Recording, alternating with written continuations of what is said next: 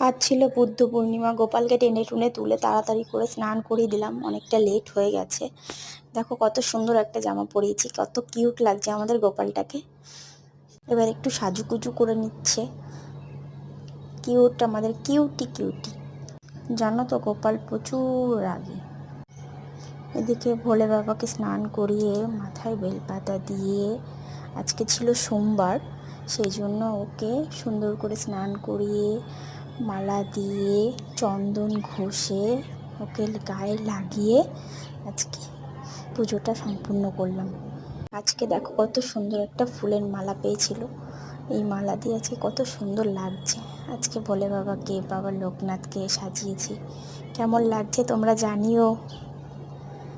Hare Krishna Krishna Krishna Hare Hare, Hare Ram Ram Ram Hare Hare, Hare Krishna Krishna Krishna Hare Hare, Hare Ram Ram Ram Hare Hare.